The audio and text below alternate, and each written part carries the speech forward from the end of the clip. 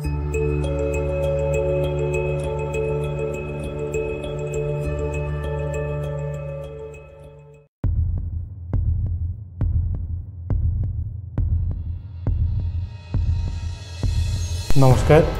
গল্পালাপের ৬২তম পর্বে আপনাদের জানাই সুস্বাগতম। আজ আপনারা শুনবেন দৃষ্টিহীন রচিত ভৌতিক ছোট গল্প সাহেব বাড়ির আংটির শ্রুতি নাট্যরূপ। গল্প পাঠ ও বিভিন্ন চরিত্রে যথাক্রমে তন্ময় ও তিতাস। চলুন শুনি সাহেব বাড়ির আংটি।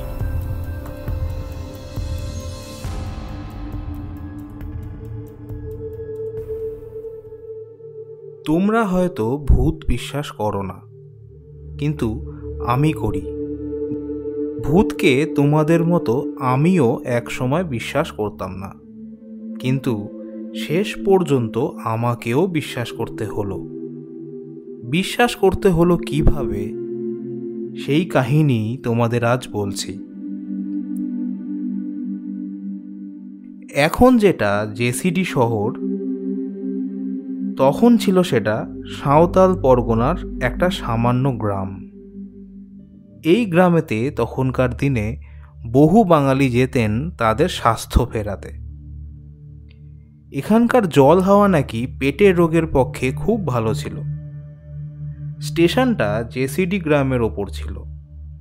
এখান থেকে 4 মাইল দূরে দেওঘর শহর। রেল কোম্পানি তাই জেসিডি স্টেশন থেকে 4-5 মাইল লাইন পেতে একটা গাড়িকে যাতায়াত করাতেন, যাতে দেওঘর যাত্রীদের বিশেষ অসুবিধে না হয়। তখনকার দিনে জায়গার দাম ওখানে ছিল খুব সস্তা, এবং খাবার জিনিসের দামও ছিল খুবই সাধ্যের মধ্যে। 1 টাকায় তখনকার দিনে 12-13 সের খাঁটি দুধ পাওয়া যেত। তখন বাঙালি বাবুরা সেখানে জমি কিনছেন আর বাগানের মধ্যে মনের মতো করে বাড়ি করাচ্ছেন। আমি ওই সব বাড়ি তৈরির কাজ দেখাশোনা করার জন্য ওখানে গিয়েছিলাম। ওই সময় ঘুরতে ঘুরতে মিশনারি সাহেবদের সঙ্গে আমার পরিচয় হয়েছিল। একটু বিস্মিত হয়েই সাহেবদের প্রশ্ন করেছিলাম, আপনারা এখানে কাজ করেন কি করে? তারা বলেছিলেন, সাঁওতালরা বড় গরিব, তাদের মধ্যে শিক্ষা বিস্তার আর ধর্ম প্রচারই হলো আমাদের মূল উদ্দেশ্য। সেই সাহেবের সঙ্গেই আমি একদিন গরুর গাড়ি চড়ে গিয়েছিলাম ওই জেসিডি থেকে 6-7 মাইল দূরে আর একটা গ্রাম, সেটার নাম করিডি। গ্রামটা একটু ঘুরে দেখছি, এমন সময় হঠাৎ আমার চোখে পড়ে গেল একটা বিশাল ভাঙা বাড়ি। চমকেই উঠলাম। আমার বন্ধু উইলিয়াম সাহেবকে জিজ্ঞাসা করলাম, এটা কার বাড়ি? বেমানানের মতো মাথা তুলে দাঁড়িয়ে আছে।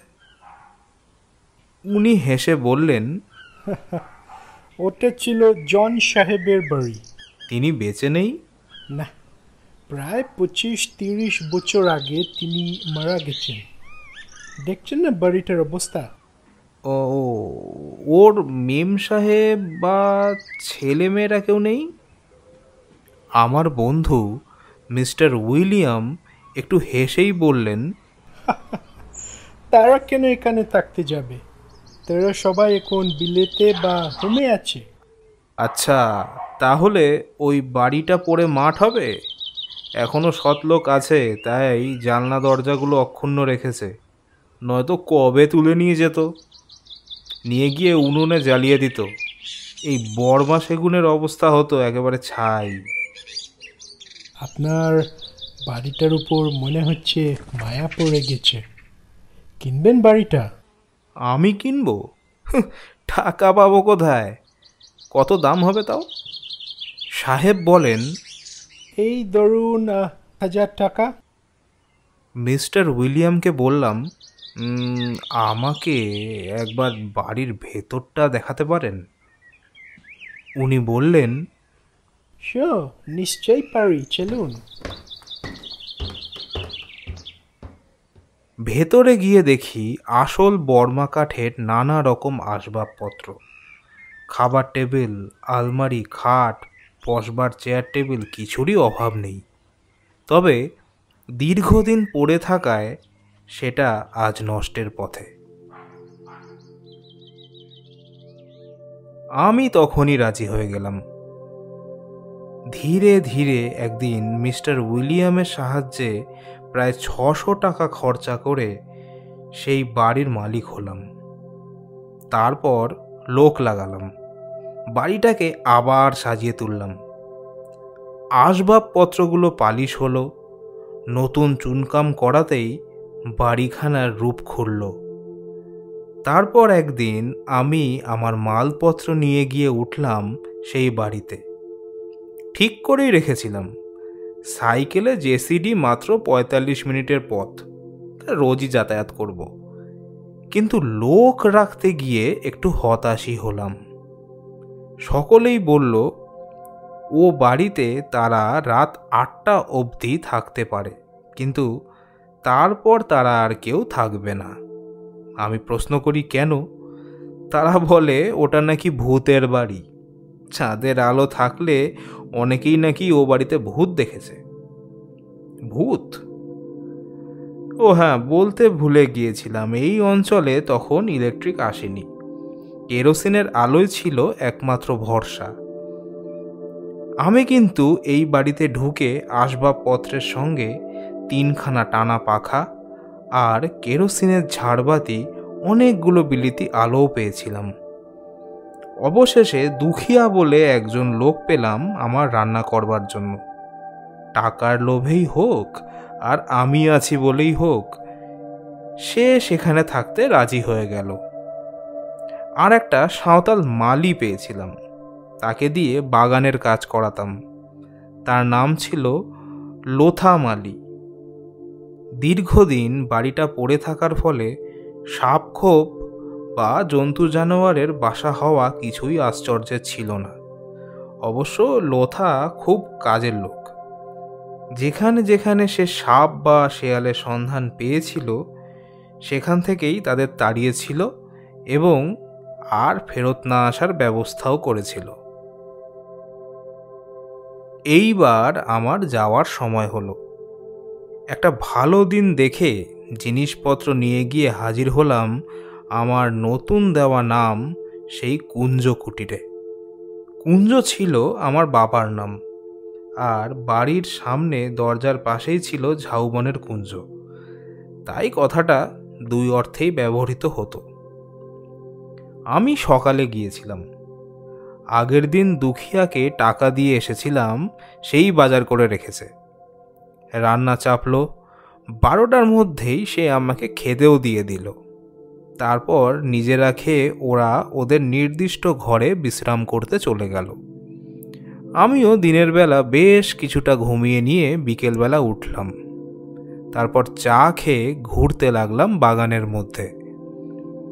বেশ সুন্দর সাজিয়েছে, কিন্তু এত সস্তায় এই বাড়িখানা পেয়ে নিজেকে খুব চালাক বলেই মনে হচ্ছিল। ঠিক সন্ধ্যের সঙ্গে সঙ্গে বিলিতি ঝাড় লণ্ঠনগুলো জ্বলে উঠল। বেলোয়ারি কাঁচের থেকে ঠিকরে পড়তে লাগলো নানা ধরনের আলো। আমি একটা ইংরেজি নোভেল নিয়ে তখন পড়তে লাগলাম। ঠিক 8টার সময় সুখিয়া আমাকে খাবার দিল। খেয়ে নিলাম, কারণ আমার খাওয়ার পর ওরা খেয়ে দিয়ে ওদের নির্দিষ্ট ঘরে চলে যাবে। তখন ছিল নভেম্বর মাস, বেশ ঠান্ডা হাওয়া বইতে শুরু করেছে। একটা চাদর গায়ে দিয়ে ইজি চেয়ারে শুয়ে আমি বই পড়তে লাগলাম। তখন হয়তো রাত্রি 10:30। শুতে যাব ভাবছি, হঠাৎ একটা ভারী বুটের শব্দতে আমি চমকে উঠলাম। কে হাঁটছে? তাছাড়া ও ধরনের বুট পরে হাঁটার আজকাল তো রেওয়াজ নেই। তবে টর্চ হাতে নিয়ে বেরিয়ে পড়লাম বারান্দাতে। আতিপাতি করে খোঁজ করেও কারুর সন্ধান পেলাম না। এইবার আলো নেভাবার পালা। আলো জ্বালিয়ে রাখা যায়, তাতে তেল খরচ হবে প্রচুর, তাই একটা গ্যাসের আলো জ্বেলে রাখার মনস্থ করলাম। কেরোসিনের আলোগুলো নিভিয়ে দিতে লাগলাম, আর বাড়িটা আস্তে আস্তে অন্ধকারে ডুবে যেতে লাগলো। একটা গ্যাসের বাতি নিয়ে এলাম আমার ঘরে, কারণ কার্বাইড যখন জলে ডোবানো রয়েছে তখন সেটাকে আর রেখে দেওয়া সম্ভব নয়, তাই আলোটা জ্বেলেই রাখলাম। বালিশের তলায় একটা 5 সেলের টর্চ, কী তিথি ছিল মনে নেই।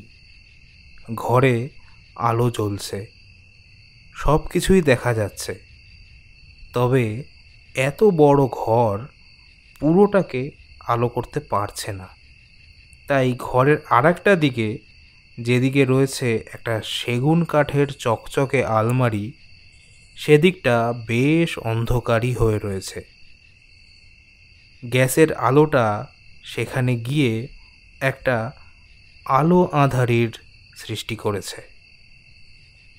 হঠাৎ আমি বইটা পড়ব কি পড়ব না ভাবছি, আমার কেন জানি মনে হলো ঘরে আর একজন কেউ এসেছে।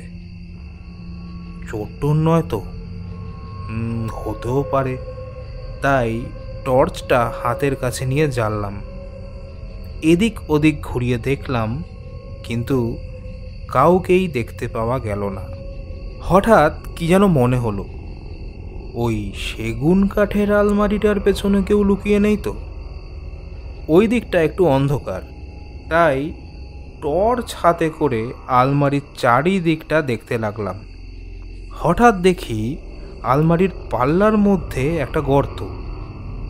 আরে, এ গর্তটা তো কোনোদিন চোখে পড়েনি, কি আশ্চর্য ব্যাপার।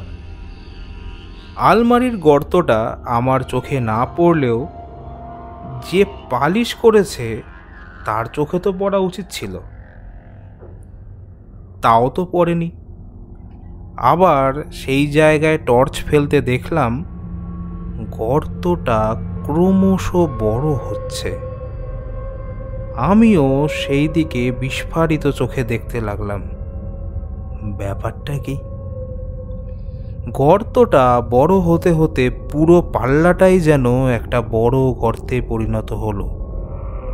তারপর সেই গর্ত দিয়ে একটা মানুষ অনায়াসে বেরিয়ে এলো।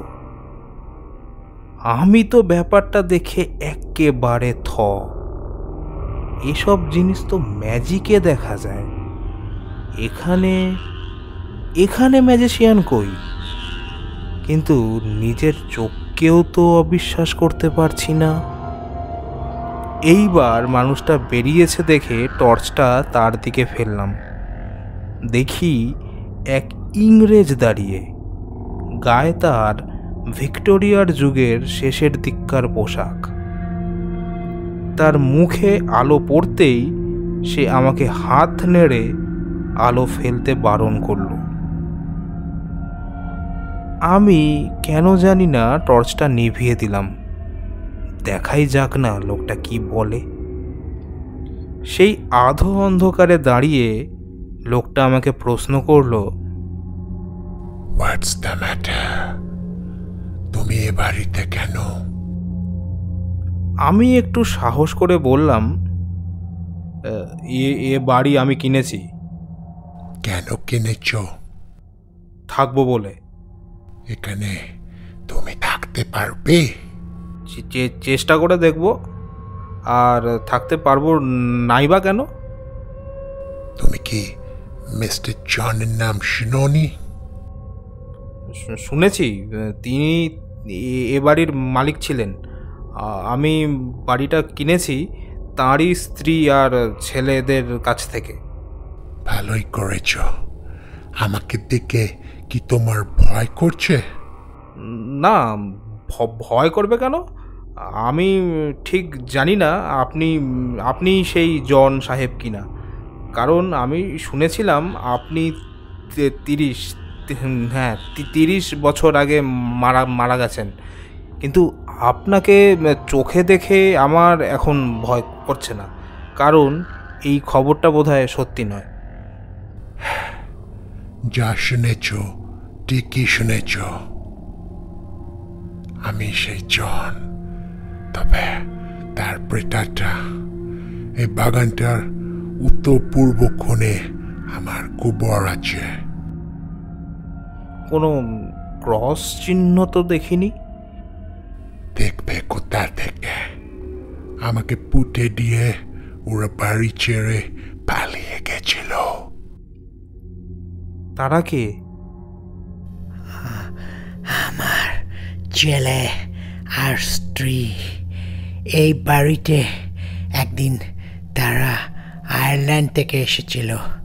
আমাকে বলে এই বাড়ি ছেড়ে দেশে ফিরে যেতে, কিন্তু কিন্তু আমি যেতে পারিনি। কেন পারলেন না?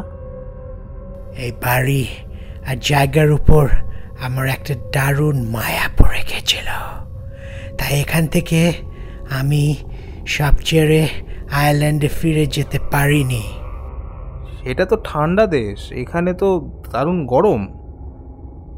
তুমি যদি এই বাড়িতে বাস করো তাহলে তুমিও একদিন বুঝতে পারবে, এই বাড়িতে থাকলে গরম হবে না। বাড়ির মোটা চাঁদ আর পুরো দেওয়ালগুলোই ঘরগুলোকে ঠান্ডা রাখে। তারপর বাগানের গাছপালা তো আছেই। কিন্তু আপনি মারা গেলেন কি করে? সে রাত্রে বোধহয় ওদের সঙ্গে কথা বলতে বলতে আমি খানিকটা উত্তেজিত হয়ে পড়েছিলাম, কারণ ওরা এখানে থাকুক আমি চাইতাম না, কিন্তু ওরা রয়ে গেল। বুঝলাম আমি যদি না যাই তাহলে ওরা এখন এখানে থাকবে, ওরা থাকলে আমার শান্তি। তাই সে রাত্রে ঘুমাতে পারছিলাম না। মাঝরাত্রে হঠাৎ আমার বুকে একটা ব্যথা ধরল, তারপরে আমার শ্বাস বন্ধ হয়ে গেল। ওরা সকালে উঠে আমাকে মরা দেখলো, ভয় পেল, কারণ পুলিশকে খবর দিতে গেলে আমাকে কেউ মেরে ফেলেছে কিনা সন্দেহ করবে তারা, আর তার একটা ভালো জবাবও তারা খুঁজে পাবে না, কারণ আগের রাতে এই গ্রামের সব লোকই সুস্থ দেখেছে। গ্রাম পাড়াগাঁয়ের কবর পুলিশ যেতে অনেক দেরি হয়, তার মধ্যে ওরা ট্রেন ধরতে পারলে অনেক নিশ্চিন্ত হয়ে যাবে। তাই সকালেই একটা কফিনে ভরে এই উত্তর পূর্ব কোণে আম গাছটার নিচে আমার পুঁতে দিয়ে চলে যায় বেলা 11টার ট্রেনে। এইবার আমি বললাম, আপনার যেখানে কবর আছে সেখানে ক্রস চিহ্ন করে দিলে হয় না? No no, that won't be right. সেটা ঠিক হবে না। মালিরা যাতায়াত করে তোমার ওখানে, তাতে আমার ভগবানকে ডাকা বা চরম বিচারের দিনের জন্য অপেক্ষা করার বোধহয় অসুবিধা হবে। এই বাড়ির পিছনে প্রায় 2 কাঠা জমি আমি কিনে রেখেছিলাম। ইয়েস ইয়েস, আই বট ইট। দলিলের সে কথা তুমি নিশ্চয়ই পড়েছ। আমাকে সেখানেই কবর দাও, আর ওই 2 কাঠা জমিতে তোমার মালিককে দিয়ে যদি গোলাপ বাগান করে দাও তাহলে আমার আত্মা তৃপ্ত হবে। শোনো ভাই, আমার কফিনটা কবর দেওয়ার সময় একজন পাদ্রীকে তুমি ডেকে নিয়ে এসো, সে যেন আমার আত্মার মুক্তির জন্য প্রার্থনা করে। এরপর একটু থেমে সাহেব আবার বলল, তাহলে আমি চলি, তুমি ঘুমাও। দেখলাম আলমারির সেই পাল্লাটা আবার যেন জুড়ে যেতে লাগলো। গর্তটা ছোট হতে হতে একেবারে মিলিয়ে গেল। টর্চটা হাতে ধরাই ছিল, তাই আমার দেখার যে ভুল হয়নি সে বিষয়ে আমি নিঃসন্দেহ। কিন্তু তবুও যেন মনে হলো আমি কি জেগে জেগে স্বপ্ন দেখলাম?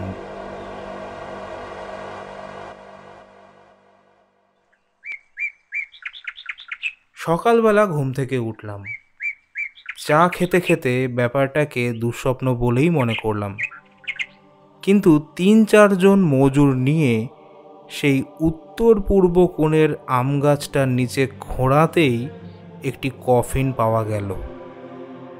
সেই বাক্সটা ঢেকে দিলাম আর একটা নতুন কফিন দিয়ে। এইবার মিস্টার উইলিয়ামের শরণাপন্ন হলাম।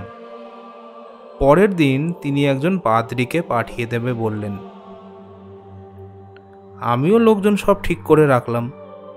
পেছনের জমিটা খুঁড়ে একটা কবর তৈরি করলাম, আর তার চতুর্দিকে একটা গোলাপের বাগানও তৈরি করলাম। সব কিছু প্রস্তুত। সেই রাত্রে আবার মিস্টার জনের প্রেতাত্মা এসেছিল আমার কাছে। আমাকে সে ধন্যবাদ দিল, তারপর বলল, তুমি আমার যে উপকার করলে আমার ছেলে স্ত্রী কেউ করেনি। তবে একবারে ঘুমিয়ে পড়বার আগে তোমার কিছু উপকার আমি করে যেতে চাই। I want to help you. আমার নিজের একটা দামি হীরের আংটি ওই ভাঙ্গা সেগুন কাঠের দেরাজটার পিছনে খুঁজলে একটা ড্রয়ারে পাবে। সেটা খুলে দেখবে বাদিকে একটা কাঠকে টিপলে সেই কাঠটা সরে যাবে, আর ওই জায়গাতেই আছে আমার আংটিটা।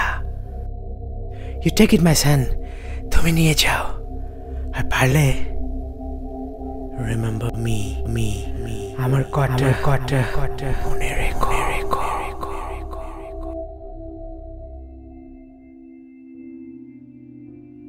পরের দিন জন সাহেবের ইচ্ছে মতো তাকে কবর দেওয়া হলো।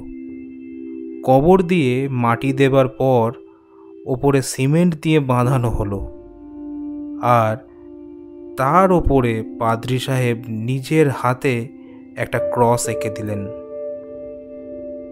সে রাত্রে দেরাজটা আর ঘাঁটাঘাঁটি করিনি। পরের দিন একা বাড়িতে বসে সেটা খুঁজতেই সেই টানাটাকে খুঁজে পেলাম। তারপর কাঠে চাপ দিতেই কাঠটা সরে গেল। বেরিয়ে এলো একটা জরাজীর্ণ ভেলভেটের বাক্স। তার ভেতর থেকে পেলাম জন সাহেবের বহুমূল্য সেই হীরের আংটিটা। দেখে বুঝলাম হীরেটা অত্যন্ত দামি। একটু মাজা ঘষা করে পরিষ্কার করতেই তার থেকে আলো ছিটকে বেরোলো। বুঝলাম জন সাহেব আমাকে যা যা বলে গিয়েছিল তার একটা কথাও মিথ্যে নয়। ভাঙা দেরাজটা সারিয়ে আবার পালিশও করিয়ে দিয়েছিলাম। আংটিটা কিন্তু আমি হাতে পরিনি, ওই দেরাজেরই চোরা টানাতে রেখে দিয়েছিলাম। এরপর থেকে কোনোদিন ভারী বুটের শব্দ আর কেউ শোনেনি। বাড়ির ভুতুড়ে বদনামটাও কেটে গিয়েছিল।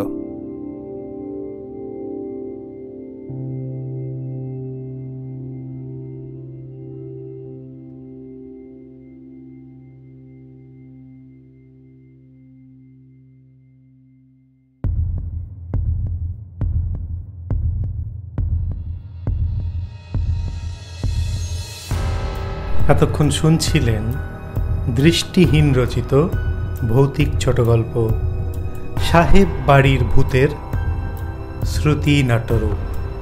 গল্প পাঠ ও বিভিন্ন চরিত্রে যথাক্রমে তন্ময় ও তিতাস। আবার কোনো এক রবিবার কোনো এক নতুন গল্প নিয়ে হাজির হব আপনাদের দরবারে। নমস্কার।